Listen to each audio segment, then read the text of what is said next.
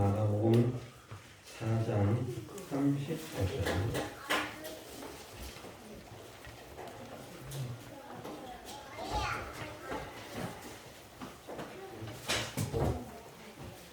네, 하나님 말씀 마가복음 4장 35절에서 마지막 절 말씀입니다. 읽어드리겠습니다. 그날 저물 때에 제자들에게 이르시되 우리가 저편으로 건너가자 하시니 저희가 무리를 떠나 예수를 배에 계신 그대로 모시고 가매 다른 배들도 함께 하더니 큰 광풍이 일어나며 물결이 부딪혀 배에 들어와 배에 가득하게 되었더라. 예수께서는 고물에서 베개를 대시고 주무시더니 제자들이 깨우며 가로되 선생님이여 우리의 죽게 된 것을 돌아보지 아니하시나이까 하니 예수께서 깨어 바람을 꾸짖으시며 바다들어 이르시되 잠잠하라 고요하라 하시니 바람이 그치고 아주 잠잠하여지더라. 이에 제자들에게 이르시되 어찌하여 이렇게 무서워하느냐 너희가 어찌 믿음이 없느냐 하시니 저희가 심히 두려워하여 서로 말하되 저가 위기에 바람과 바다라도 순종하는고 하였더라. 아멘.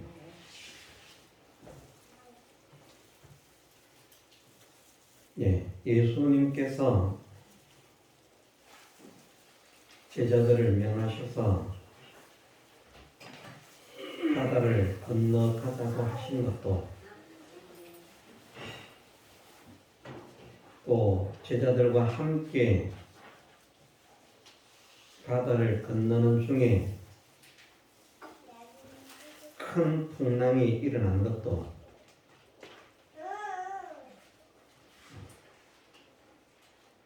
본문 속에서는 예수님의 제자들에게 예수님께서 어떤 분이신 것을 지금이라도 믿으면 좋고요. 이후에라도 이런 사실을 기억해서 예수님이 이런 분이구나 하는 것을 깨달아 믿는 믿음의 사람이 되게 하시기 위해서 이 일을 명하셨고 이런 일을 당하게 하셨고 풍랑을 잠잠케 하셨습니다. 본문 속에 있는 제자들뿐만 아니라 오늘 하나님을 믿는 모든 성도들도 예수님이 과연 어떤 분이신가 하는 것을 바르게 알고 믿게 하시기 위해서 이 일을 일으키신 줄 우리가 믿어야 됩니다. 부수적으로는 예수님은 놀라우신 능력을 가지신 분이시다. 초자연적인 능력의 역사도 일으키시는 분이시다.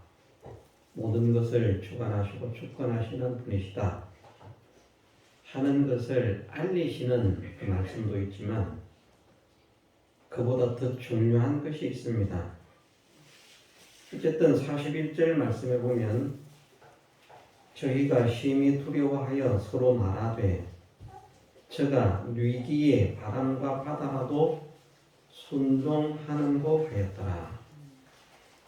저가 위기에 이런 일을 하는가 궁금해했습니다.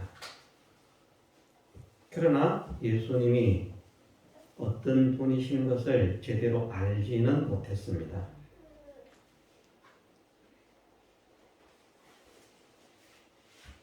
예수님께서 제자들에게 바다를 건너가자 하신 것이나 풍랑을 만나게 하신 것은 결국은 성경의 예언의 성취를 이루시기 위함입니다. 성경의 예언의 성취를 이루심으로 말씀을 깨닫는 자들, 진리를 깨닫는 자들에게는 우리가 알고 있던 이 예수님은 우리가 알고 있던 차원을 넘어서 이런 분이구나 하는 것을 알리시기 위한 그런 계시의 기관으로 이 일을 일으키시고 성경으로 기록되게 하신 것입니다. 이것은 어떤 말씀의 예언의 성취인가?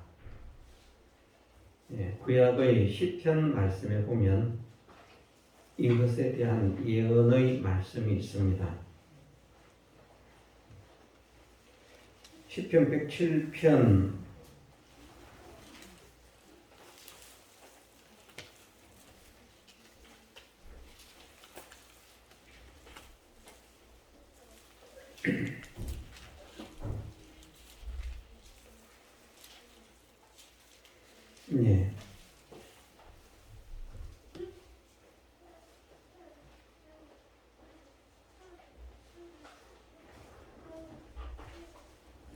10편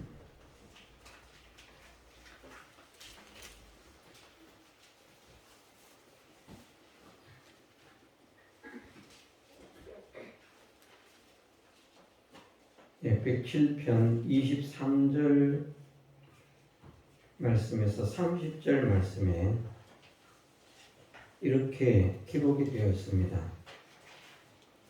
선척을 바다에 띄우며 큰 물에서 영업하는 자는 여호와의 행사와 그 기사를 바다에서 보나니 여호와께서 명하신즉 광풍이 일어나서 바다 물결을 일으키는도다. 저희가 하늘에 올랐다가 깊은 곳에 내리니 그 위험을 인하여 그 영혼이 눕는도다. 저희가 이리저리 구르며 취한 자같이 비틀거리니 지각이 혼돈하도다. 이에 저희가 그 근심 중에서 여호와께 부르짖으매 그 고통에서 인도하여 내시고 광풍을 평정히 하사 물결로 잔잔케 하시는도다. 저희가 평온함을 인하여 기뻐하는 중에 여호와께서 저희를 소원의 항구로 인도하시는도다. 아멘. 예수님께서 공생애를 하시는 동안에 2번의 바다를 잔잔케 하시는 그 이적을 행하십니다. 오늘 본문 속에서는 잔잔케 된 이후에 어떻게 되었는지는 바로 말씀하시지 않습니다. 그러나 또 다른 풍랑을 잔잔케 하시는 그 이적의 역사를 기록하시고 있는 말씀의 마지막에 저희가 예수님을 배로 모셔드리니 배는 저희의 가려던 곳에 이르렀다라고 말씀을 하십니다. 물론 거기에서도 제자들이 재간 위기에 바람과 바다라도 순종하는 것, 예수님의 정체에 대해서 의아심을 가지는 그런 모습을 볼 수 있습니다. 왜 이것을 기록하셨는가? 예수님께서 어떤 분이신가 하는 것을 우리로 확실하게 믿는 사람이 되라는 것입니다.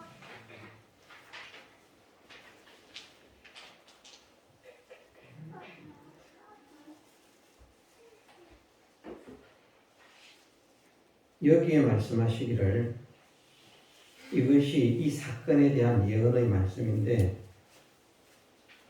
배를 타고 가다가 큰 광풍을 만나서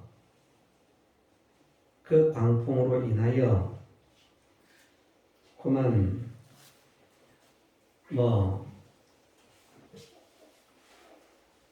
바이킹을 타듯이 그렇게 올라갔다 내려갔다 곤두박질을 쳤다가 비 이리저리 구르다가 비틀거리고 그래서 생각할 무엇이 어떻게 해야 할지를 생각할 겨를을 정신을 차릴 수 없는 그런 상태가 되기까지 극심한 풍랑의 고통을 당하다가 여호와께 부르짖는다 라고 말씀을 하십니다. 여호와께 부르짖음에 그 고통에서 인도하여 내시고 광풍을 평정히 하사 물결로 잔잔케 하시는 거다. 성경에 어쨌든 성경은 짝이 있다고 했습니다. 도대체 이런 것에 대한 그 말씀이 어디에서 성취가 이루어지는가? 예수님의 이 풍랑을 잔잔케 하시는 사건에서 이것이 이루어지는데 제자들은 예수님이 어떤 분이신가 하는 것에 대한 정체를 아직 잘 모르고 있습니다. 그것을 알려주신다는 말씀입니다. 예언하시기를 그런 풍랑 속에서 누구에게 부르짖을 것인가? 마태복음이나 마가복음이나 누가복음에서 여호와께 부르짖지 않습니다. 예수님께 부르짖습니다. 그런데 예언의 말씀에서는 누구에게 부르짖는다고 말씀하시는 반면 여호와께 부르짖는다는 것입니다. 여호와께 부르짖으니까 그 고통에서 인도하여 내시고 광풍을 평정히 하사 물결로 잔잔케 하신다. 저간 위기의 바람과 바다라도 순종하는 곳라고 말씀을 하셨는데 예수님께서 곧 하나님이시오 예수님께서 곧 여호와이심을 알리기 위한 말씀이라는 것입니다.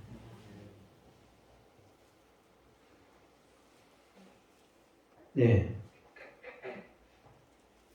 우리가 세 분 하나님이라는 사상은 버려야 됩니다. 성경의 모든 곳에서 하나님은 무조건 한 분입니다.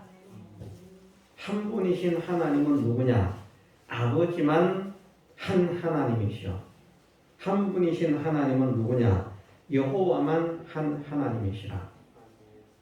그러면 예수님도 하나님이시고 성령도 하나님이신데 여호와와 다르게 보이는 예수님과 성령은 어떤 하나님이냐? 다른 하나님이 아니라 예수님이 하나님이시라면 여호와십니다. 성령이 하나님이시라면 여호와십니다. 사람들은 이해하지 못하고 알지 못하지만 예수님은 아들과 아버지가 하나가 되신 분이기 때문에 한 아기가 우리에게 낳고 한 아들을 우리에게 주신 바 되었는데 그분의 이름은 쭉쭉쭉 전능하신 하나님이라 영존하시는 아버지라. 아들이 어떤 분이신가? 사람이 볼 때는 아들이지만 우리에게 주신 아들이지만 그 아들 속에는 그 아들이 영존하시는 아버지라고 말씀하지 않으셨습니다. 그 이름이 아들은 사람이기 때문에 하나님이 아닙니다. 지금 제자들이 누굴까 하면서 바라보는 예수님은 사실은 하나님의 아들이죠. 사람이죠. 잘못 생각하면 제자들로 하여금 예수님께서 하나님의 아들이심을 믿게 하기 위한 것인 것으로 그렇게 생각할 수 있습니다. 물론 예수님의 육체가 하나님의 아들이심을 믿는 믿음을 가져야 됩니다. 예수님의 인성이 하나님의 아들이심을 믿는 믿음을 가져야 된다는 말씀입니다. 거기에서 말씀하는 아들은 우리와 동등한 동일한 아들이 아니라 하나님의 참 아들이신, 만물보다 먼저 나신 참 아들이신. 우리는 참 아들이 아닙니다. 얌자지.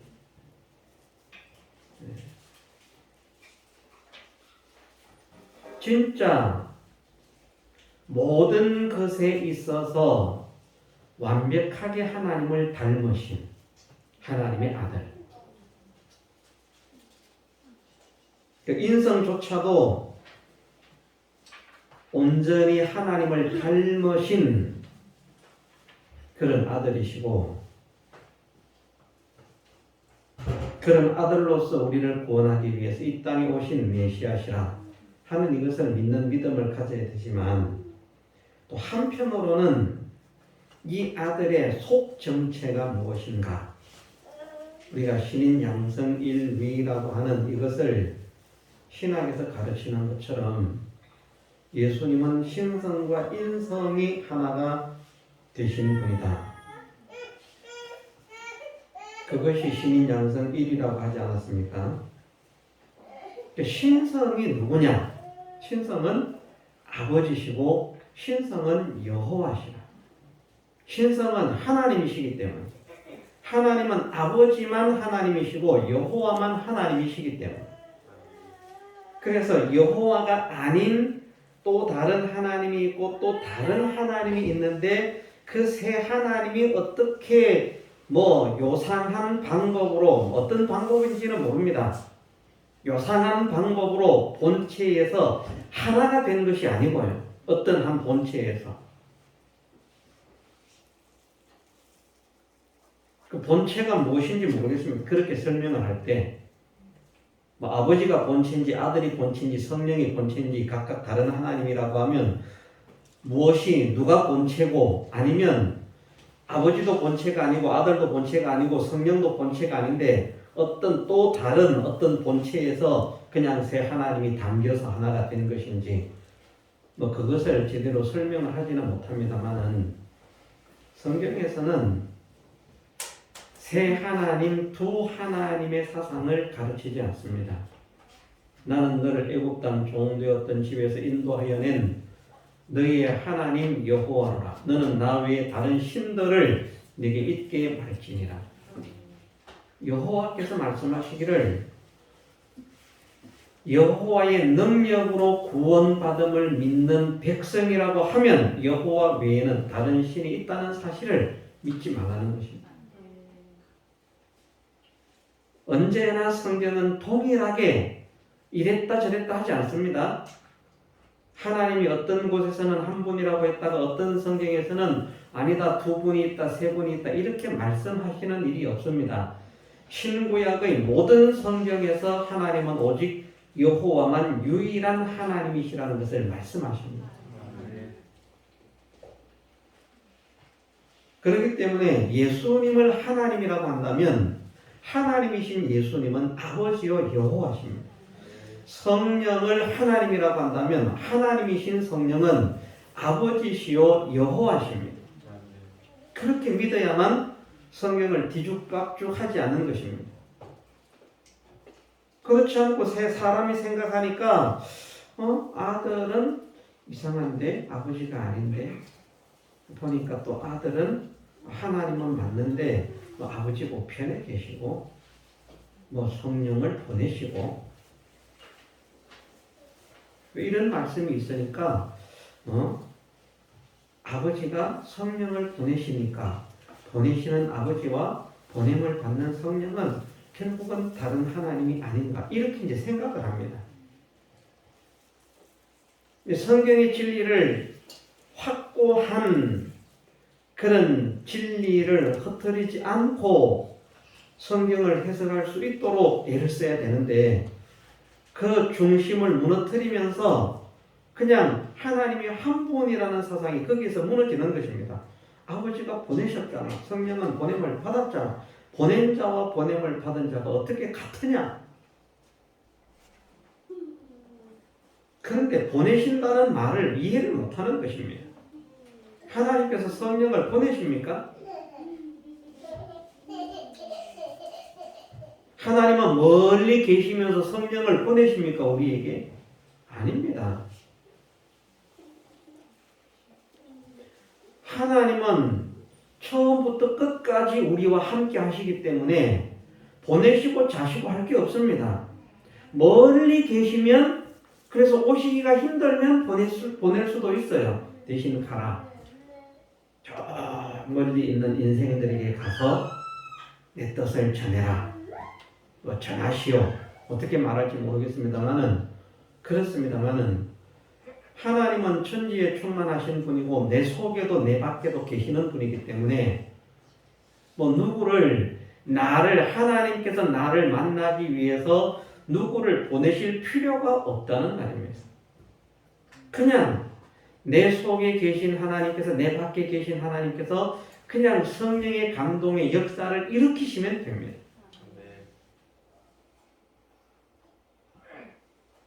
그런데 그것을 보내신다라고 표현을 했기 때문에 보냈다고 하면 아버지는 우리와 함께 있지 않은 것 아니냐? 멀리 계신 것 아니냐? 자, 이 사상은요. 유일하신 하나님을 부인하는 것일 뿐 아니라 하나님의 무한하심을 부인하는 것이고 하나님의 무소부재하심을 부인하는 것입니다. 하나님은 계시지 않는 곳이 없는데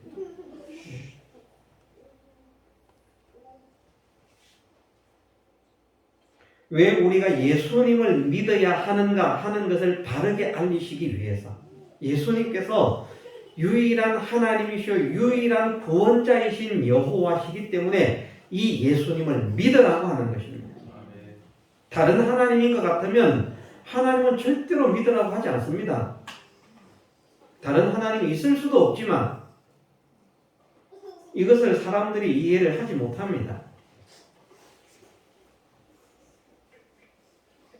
분명히 성경의 예언은 어떻게 말씀하시고 있는가 하면 사람들이 큰 풍랑 속에서 고통을 당하면서 여호와께 부르짖을 것이다.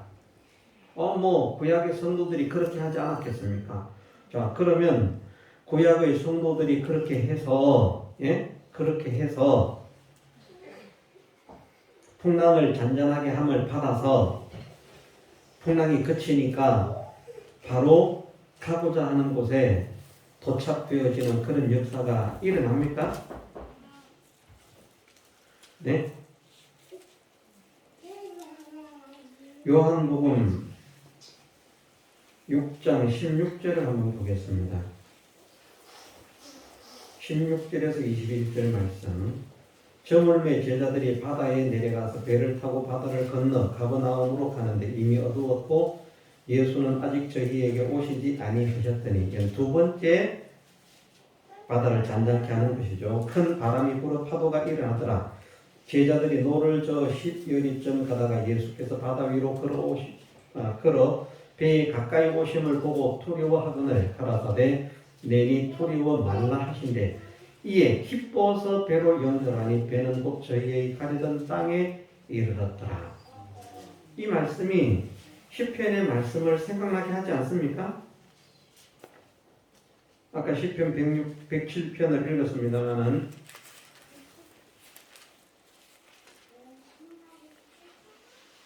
시편 107편 말씀에서 이에 저희가 그 근심 중에서 여호와께 부르짖으매 여호와께 부르짖는 모습은 두 번째에서는 나타나지 않습니다. 두 번째에서는 그 뒤의 모습을 말씀하십니다. 30절 저희가 평안함을 인하여 기뻐하는 중에 여호와께서 저희를 소원의 항구로 인도하시는도다. 기뻐서 예수님을 배로 영접하니까 배가 곧 저희의 가려던 땅에 이르렀더라. 배가 어디에 있었는가? 배가 어디쯤 있었는가 하면 거의 갈릴리 바다의 중앙점에 있었습니다. 12여리점 갔다고 했거든요. 12여리점 4km 정도를 갔다는 말입니다. 갈릴리 호수가 넓이가 얼마나 되는가? 9km입니다. 직선거리로.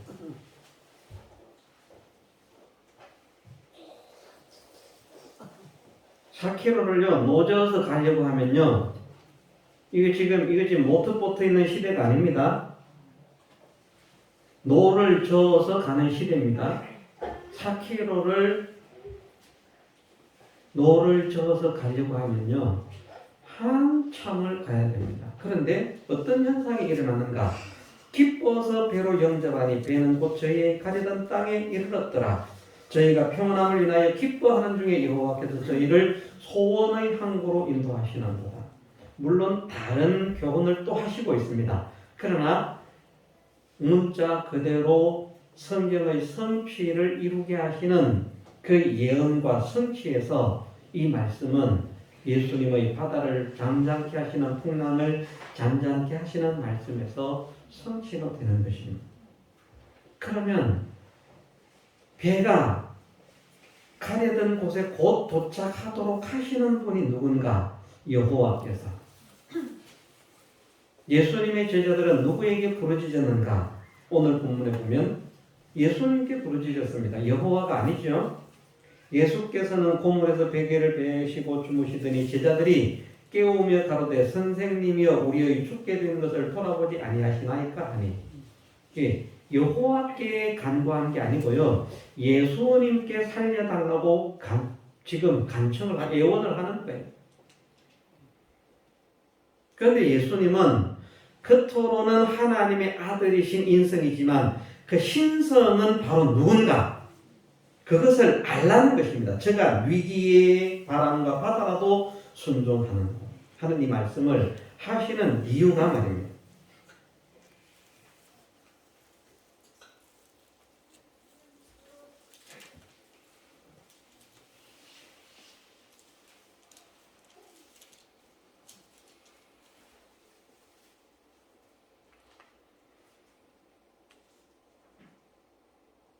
우리가 예수님이 어떤 분이신가?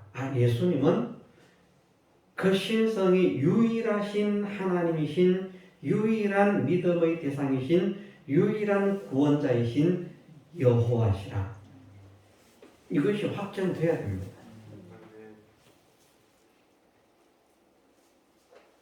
세상에 누가 어떻게 말을 한다고 할지라도 저는 믿음의 대상이 여호와 외에는 없습니다. 저는 그렇게 확정을 합니다. 왜냐하면 모든 성경에서 결국은 말씀하시는 것이 참 하나님, 유일하신 하나님은 여호와 한 분밖에 없다는 것을 분명하게 말씀하시고 있기 때문에, 만일 신약과 구약의 사상이 다르다면 어떤 것을 믿어야 되겠습니까?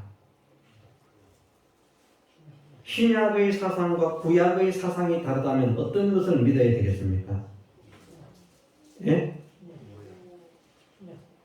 신약을 포기해야 됩니다. 왜냐하면 구약이 원래 성경이기 때문입니다. 그런데 신약의 사상과 구약의 사상은 다릅니까? 같습니까? 같아요. 그래서 신구약을 다 믿어야 됩니다. 만일 신약의 사상과 구약의 사상이 다르다면 구약을 믿어야만 됩니다. 사상이 다르다면 신약은 참 복음이 아닙니다. 가짜입니다. 아직까지. 진짜가 와야 돼요. 왜냐하면 구약은 분명히 옛 언약인 것을 하나님께서 선포하시고 새 언약을 주신다고 말씀을 하셨기 때문입니다. 우리가 사용하는 성경이 신약 성경이 구약 성경과 사상이 다르면 우리는 다른 복음을 기다려야 돼요. 그런데 우리가 다른 복음을 기다릴 필요가 없습니다. 왜 없습니까? 신약 성경의 사상이 구약 성경의 사상과 동일하기 때문입니다. 그리고 신약 성경은 결국은 예수님께 대한 기록들은 구약의 성경들을 선취하고 있는 부분들입니다. 사람들은 그냥 사람인 예수님께 간구했을 뿐이지만, 맞습니다. 하나님의 아들이신 인성에게 간구했을 뿐이지만 그 하나님의 아들이신 예수님의 인성과 함께 하나가 되신 분은 누구신가? 바로 만물의 창조자이신 여호와 하나님이시다. 그러니까 그분이 능력이 있는 것입니다. 왜 예수님에게 그런 신기하고 놀라운 능력의 역사가 나타나게 하는가? 그것도 우리가 시간이 되면 찾아볼 수 있을지 모르겠습니다만은, 자, 요한이 제자들을 보냈습니다. 오실 그이가 당신이 오니까 우리가 다른 일을 기다리오리이까. 그러니까 예수님께서 말씀을 하시죠. 너희가 본 것을, 보고 들은 것을 가서 그대로 요한에게 전해라. 그런데 그때에 일어나는 사건들이, 예수님께서 일으키는 사건들이, 기머거리가 듣고 소경이 보고 안전뱅이가 일어나고 이적을 일으키십니다. 근데 구약 성경을 보십시오. 그 이적을 누가 일으킨다고 하십니까? 예? 그 예언을 성취하는 거거든요. 누가 일으킨다고 하십니까? 여호와께서 오사. 예수님은 여호와께서 오신 분입니다. 사람에게 보여진 예수님은 여호와가 아닙니다. 예수님의 신성이 여호와시라는 말입니다. 그래서 예수님을 믿어야만 된다는 것입니다. 여호와께서 우리를 사랑하셔서 우리를 구원하시기 위해서 친히 하자는 인간의 모습으로, 죄인의 모습으로 나타나셨기 때문에.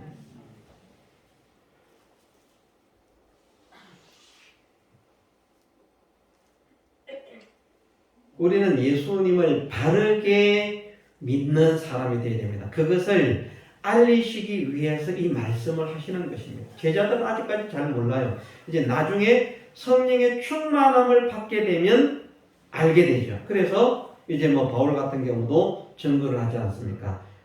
예수님은 크신 하나님이시오, 예수님은 참 하나님이시오 하면서,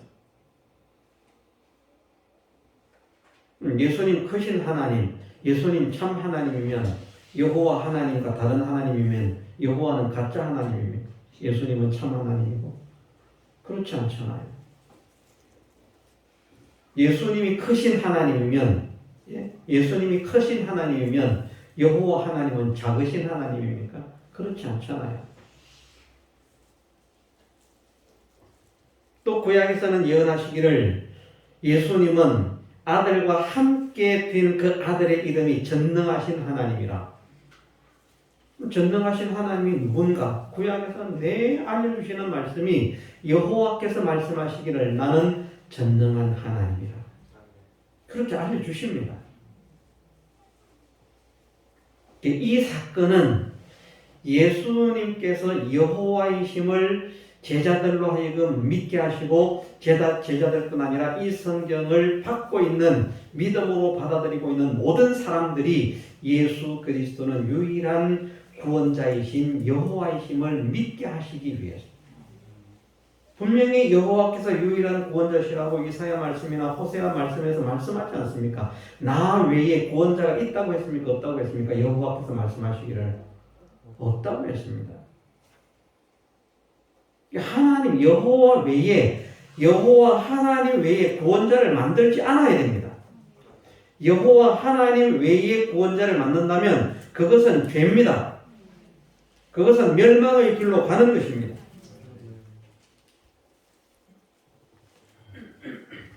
그런데 구원자이신 예수님을 여호와가 아닌 또 다른 하나님이라고 구원자를 부릅니다. 자, 신약에서 말씀하시기를 그렇게 말씀했습니다. 천하 인간의 구원을 얻을 만한 다른 이름을 우리에게 주신 일이 없다. 그러면서 유일한 구원자로 누구를 소개하는가? 예수님을 소개합니다. 그럼 구약 성경에서 구원자로 알려주신 분은 누군가? 구원자로 알려주신 분은, 그 이름 알려주시는 분은 누군가? 여호와시라. 우리가 한 군데만 읽어보겠습니다. 호세아 13장 4절 말씀.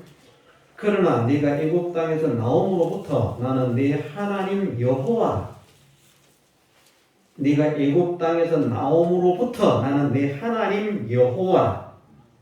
나 밖에 네가 다른 신을 알지 말 것이라. 여호와 외에 다른 신을 알지 말라고 했습니다. 나 외에는 구원자가 없느니라. 유일한 구원자로 이름을 알려주신 분이 누군가 하면요, 여호와십니다. 그러면서 신약에서는 유일한 구원자로 이름을 알려주신 분을 누구로 소개하는가? 예수님으로 알려주시고 있습니다. 예수님이 누구시기 때문에 사람들은 몰라서 저분이 누군가? 저분이 누굴까? 그러고 있지만 우리는 분명하게 알아야 됩니다. 아, 예수님은 신성이 여호와시구나. 왜 우리가 예수님을 믿어야 되는가? 우리가 모세 믿으면 안 됩니다. 아브라함 믿으면 안 됩니다. 엘리야 믿으면 안 됩니다. 왜 믿으면 안 됩니까? 그 믿음의 대상이 아닙니다. 그런데 예수님은 믿어야 됩니다. 왜 믿어야 됩니까? 예수님은 유일한 믿음의 대상이신 여호와시기 때문입니다. 우리가 왜 예수님을 믿어야 하는지 그 믿음의 이유를 바르게 잡지 못하면 결국은 우리는 항해를 해도 엉뚱한 곳으로 항해를 할 수 있습니다. 반드시 엉뚱한 곳으로 항해한다고 감히 제가 단언하지는 않겠습니다. 그럴 가능성이 매우 높습니다. 자기 딴에는 하나님을 믿는 것 같아요. 그런데 하나님이 아닌 다른 하나님을 믿고 있어요.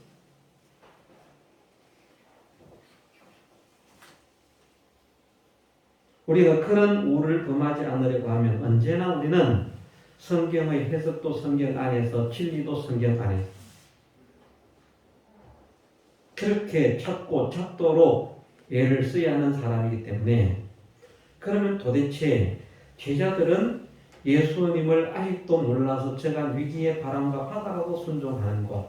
그런데 사실은 제자들이 잘 생각을 해보면 제자들이 그 말씀을 모른다고 저는 생각하지 않습니다. 생각이 나지 않을 뿐이죠. 성령께서 마음을 열어주지 않으시니까 생각이 나지 않을 뿐이지, 마음을 열어주시면 성경에 이런 말씀이 있더니, 열릴 때는 그런 게 느껴지잖아요. 그죠? 막 성전에서 어떤 일을 행하실 때는 보니까 제자들의 마음에 성전을 사모하는 열성이 저를 삼키리라고 하는 말씀이 생각이 나더라. 생각이 나면 되는데 생각이 안 나. 그러니까 니신가? 누구신가? 이러고. 우리도 찬송 그렇게 부르잖아요. 아직 잘 몰라서. 예수님은 누구신가? 우리는 몰라서 그런 거 아니죠? 알아서 그렇잖아요. 알아서. 우는 자의 위로요. 우리 유일한 구주요. 우리가 예수님을 바르게 알고 믿으십시다. 확실하게 알고 믿으십시다. 위신가라고 하는 이런 사상을 떨쳐버리십시다. 확고하게 흔들림 없이 예수님은 정말 우리가 믿어야 할 유일한 하나님이시오, 유일한 구원자시오. 그러면 이제 마쳐야 되겠습니다. 이제 이 하나님이 전지하신 하나님이고 전능하신 하나님이고 만물을 창조하신 하나님이고 모든 것을 주재하시고 주권하시는 분이기 때문에 바람과 바다라도 순종을 하는구나. 우리가 믿는 하나님, 우리가 믿는 예수님이 이런 분이시기 때문에 바람과 바다를 잔잔케 하신 예수님께서 오늘 우리에게 일어나는 모든 풍랑을 잔잔케 하실 수 있는 능력을 가지신 분입니다. 우리에게 일어나는 모든 풍랑을 잔잔케 하시는 그 은혜를 우리에게 입혀 주시기를 원하셔서 이 말씀을 하시는 줄로 우리는 믿어야 됩니다. 우리에게 풍랑이 많이 일어나요. 풍랑이 많이 일어나는데 풍랑이 일어날 때 우리가 두려워할 필요가 없다. 믿으면 된다. 누구를? 나를 사랑하사 나를 구원하시기 위해서 당신의 몸을 아낌없이 버리신 예수님. 그분이 누구신데? 버림받은 그 예수님은 하나님의 아들이시지만 그렇게 되도록 하신 예수님의 인성을 이끌고 있는 그 예수님의 신성. 이걸 우리로는 감히 비교를 할 수는 없는데 우리의 마음을 인도하고 있는 우리의 영, 우리는 잘 못 느끼죠.